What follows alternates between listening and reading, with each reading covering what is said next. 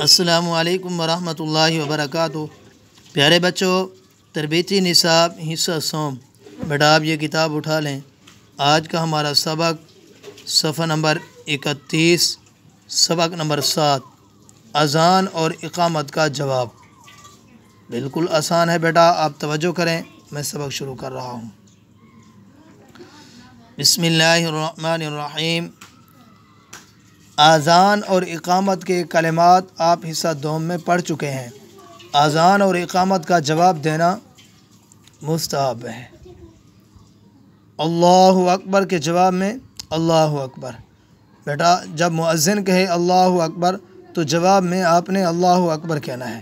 جب مؤذن کہے اذان دینے والا اشہد ان لا الہ الا اللہ، اس کے جواب میں آپ نے یہی کہنا ہے اشہد ان لا الہ الا اللہ، اشہد ان محمد الرسول اللہ۔ جب مؤذن یہ کہے تو آپ نے جواب میں یہی الفاظ کہنے ہیں اشہد ان محمد الرسول اللہ۔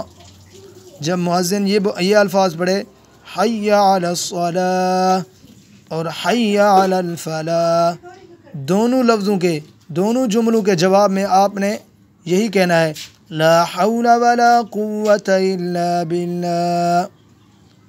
اور پھر جب مؤذن کہے اللہ اکبر تو آپ نے اس کے جواب میں کہنا ہے اللہ اکبر۔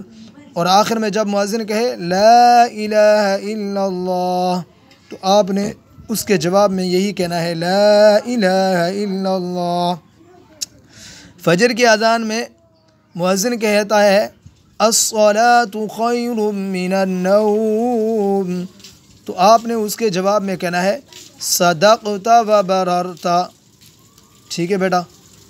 اور اقامت کا جواب اذان کے جواب کی طرح ہے، صرف ایک لفظ میں فرق ہے کہ قد قامت الصلاۃ، تو آپ نے اس کے جواب میں کہنا ہے اقامها اللہ و ادامها۔